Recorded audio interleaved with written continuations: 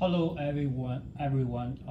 So today we are going to talk about need thwarting. Need thwarting is a situation where the psychological needs are not satisfied.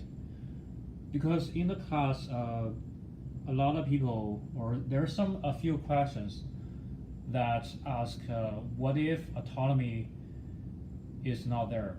What if people reject the concept of autonomy? And I think you guys are curious about what if the psychological needs are not satisfied.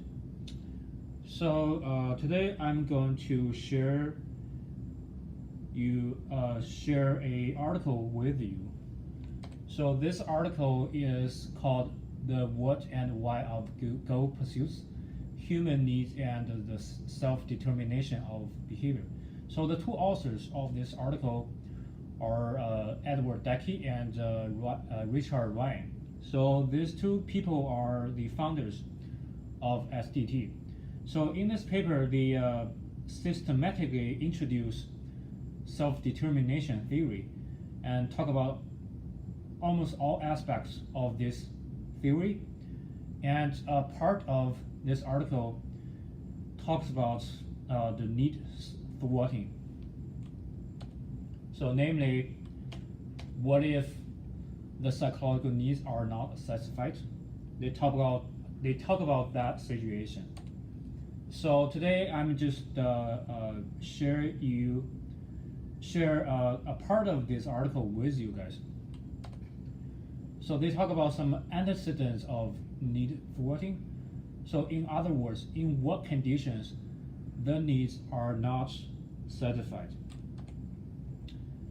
So they found that if the environments that people live in are really controlling, really chaotic, punishing, and neglecting. So these environments lead to need thwarting. In other words, people who live in such an environment cannot really satisfy their own psychological needs. And they found that some parents and teachers themselves create such a environment. In other words, their parenting and teaching styles are really controlling. They really want to control the children. And also, they create an chaotic environment. And also, their styles are really punishing. They like to punish the children. And also, sometimes the parents and teachers neglect the needs of children.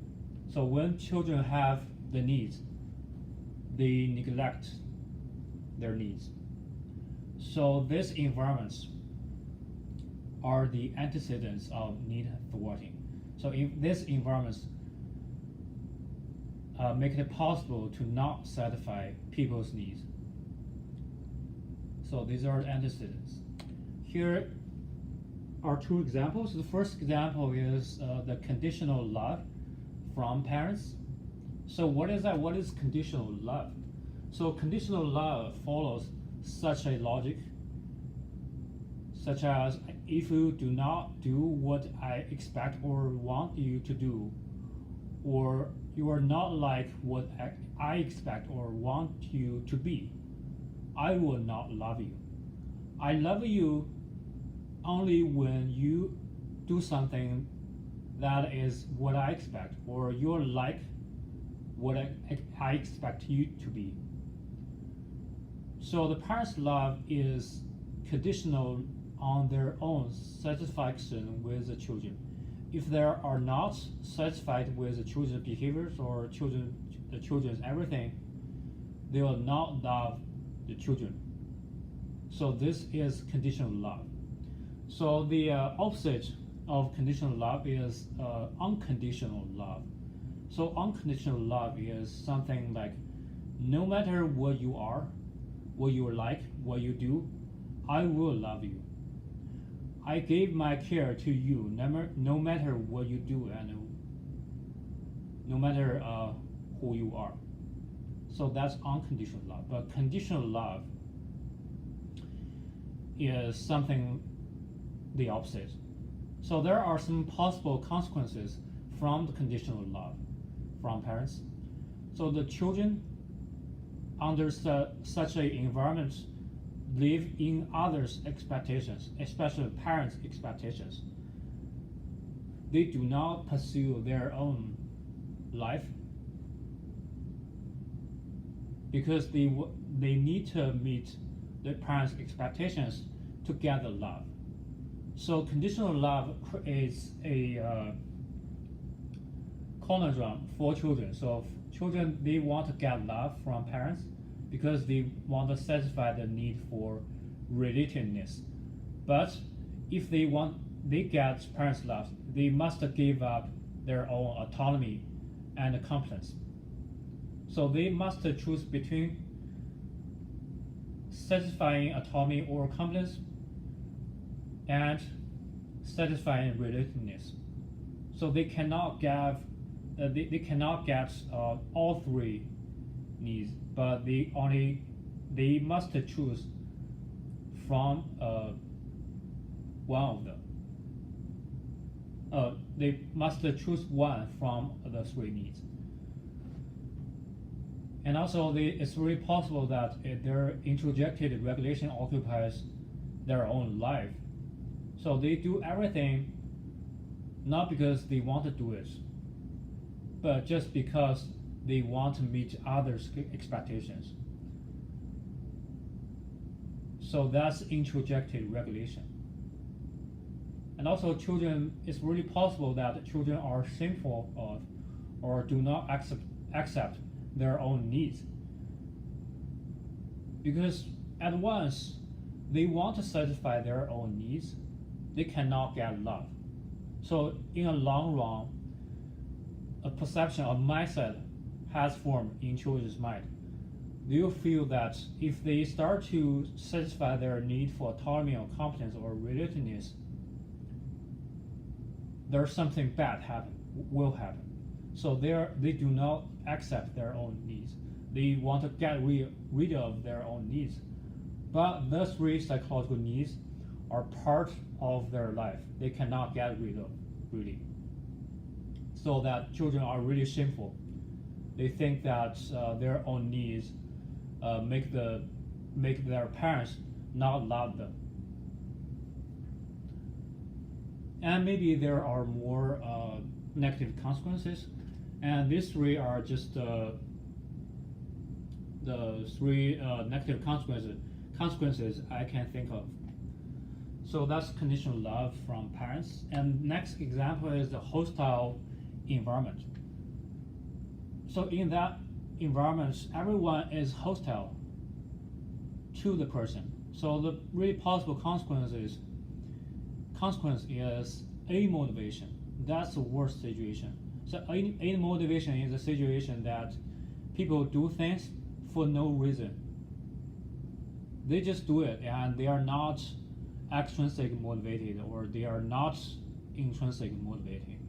They do not why they do it, but they just do it. That's amotivation. That's the worst situation. It's even worse than introjected regulation. Compared to amotivation, extrinsic motivation, or this controlled form of motivation, is better. So these are examples of the antecedent, the environments that do not allow children to satisfy their own needs. And next, we'll talk about the consequences of need thwarting. So what happens when the needs are not satisfied? There are three of them described by the authors. The first one is development of substitute motives. The second consequence is non-autonomous regulatory styles. The third consequence is rigid behavior patterns. So let us talk about the first negative consequence. For the people whose needs are thwarted, they are more likely to pursue some extrinsic aspirations, such as wealth, such as personal images. Why did they say this? Because they found that if parents have not helped children satisfy their own needs, their children's own needs, the children may have more extrinsic aspirations. So these extrinsic aspirations, such as wealth and personal images or fame, they are substitutes of the real psychological needs. They cannot pursue their own psychological needs. So as a consequence, as a result, they pursue something else. So they do not really want to give up.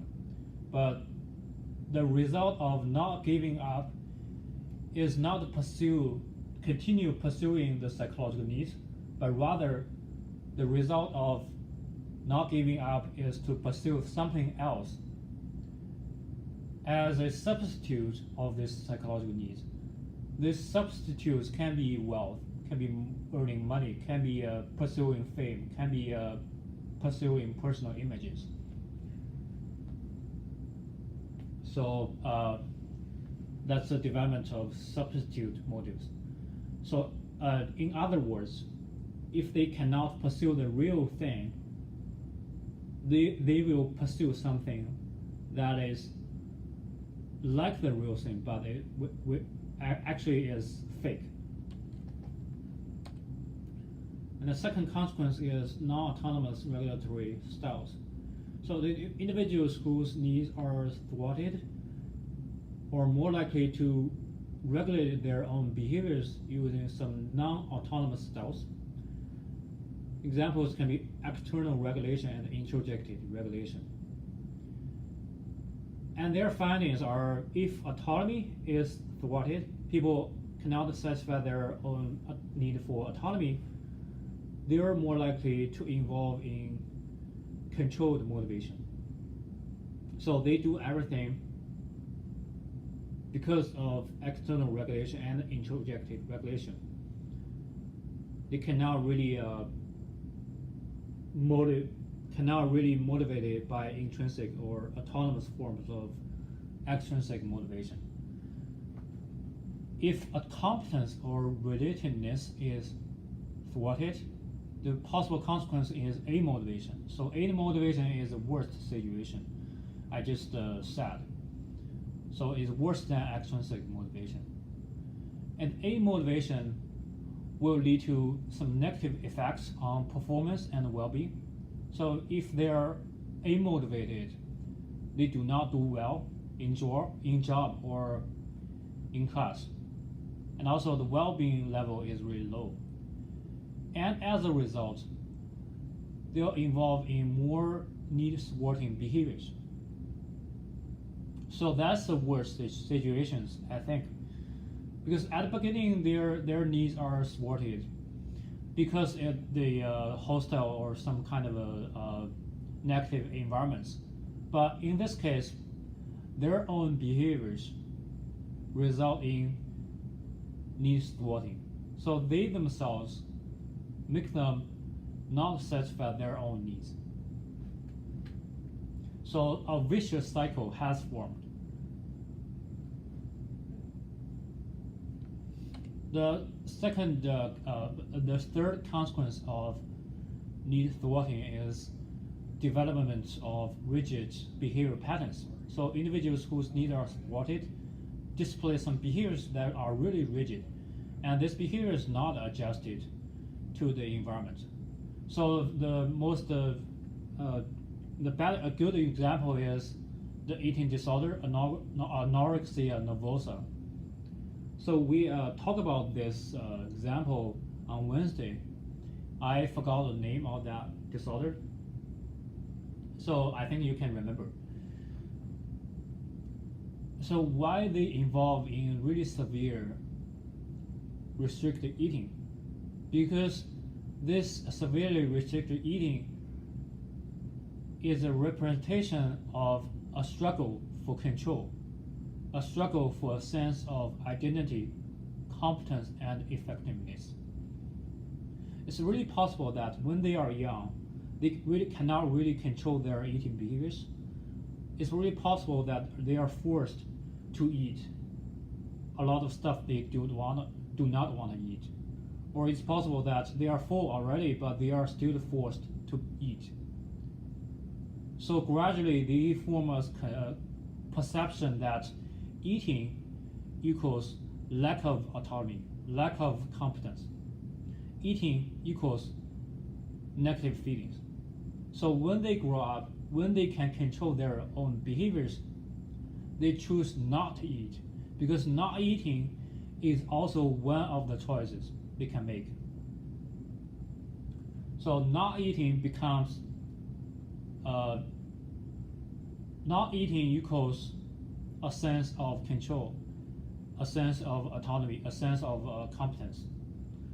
So they finally can choose not eat. They finally can feel that they are autonomous. They can decide what they do. And finally, they can feel that they are effective controlling their bodies. So but this behavior, not eating, is really rigid.